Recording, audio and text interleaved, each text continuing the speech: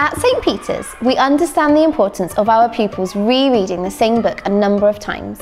We encourage teachers to read the same book aloud multiple times, as well as encouraging parents to do this with the book their child brings home, as the more we engage with a story, the more we take away from it. This allows children to develop a range of different skills that together combine to make them fluent and confident readers, allowing them to have a greater capacity for paying attention to making sense of what they have read. Right, we're going to be thinking about using our sounds now to sound and blend some words. Are we ready? Go. Get, set, put, on,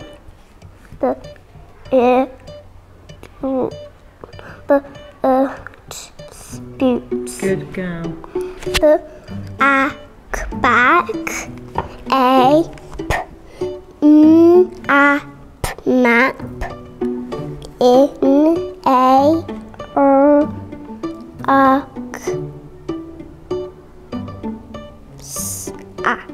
rucksack. Good girl, well done. I really like the way you blended the first bit and then the second bit and put it together.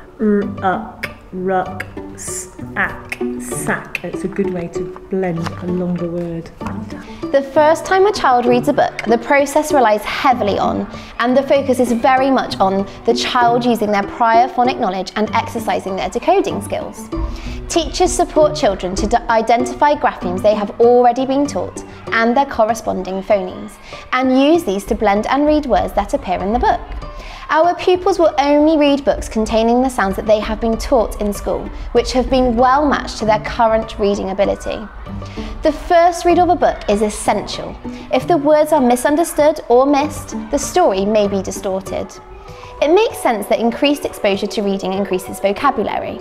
However, when a child rereads the same text, they memorise more than when they're exposed to many new words in many different texts.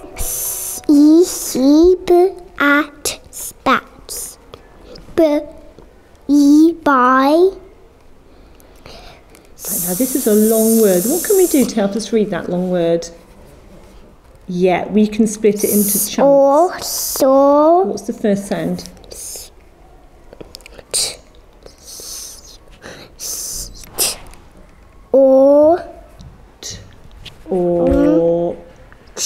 Torch. Good, torch.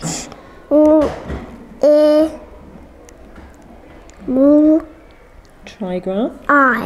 Lie. Good, and the last sound. Light. Good. Torch. Light. What's the word when we put it together? A torchlight. Good girl. See, that's by torchlight. During this first read, you will see that the book is intended for 95% accuracy. This means that the child should only stumble on 5% of the words in the book. That's just a couple of words on each page. You will see that the teacher goes through the graphemes at the beginning of the book and reminds the children of the phonemes that correspond with them. They also practice blending and reading some words that might appear in the book, and they might also discuss the meaning of words as they come across them in the book as well. Right, let's see if we can read it with some more fluency. Get, set, up. Their sound. Put, on,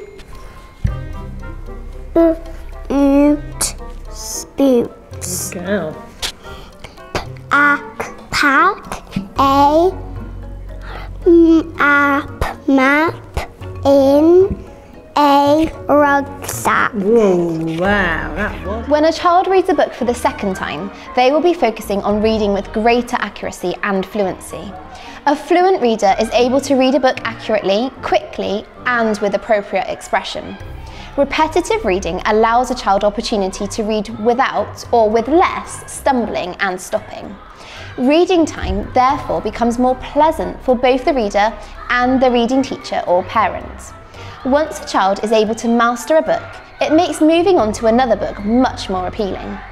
During this second read, you will see the teacher prompting the child to reread sentences where they may have stumbled or sounded out many words, prompting the child to notice the punctuation in the book, and also using chunking strategies with polysyllabic words to make them more manageable. Bat, bats, by,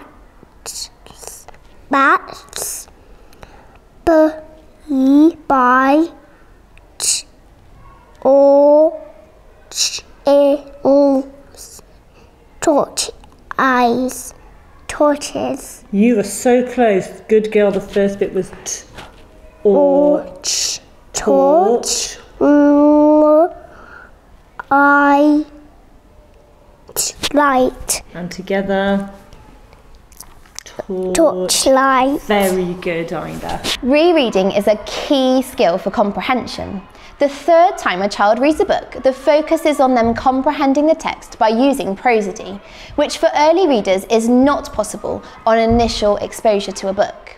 This means that the child is focusing on their understanding of the text and reading it in the author's intended manner. Comprehension is the essence of reading. It is the indispensable skill for reading. Each time a child reads or hears a book, they learn more about the story itself. Each journey through the book allows the child to dive deeper into the meaning and prepares them for more complex narratives in their reading journey.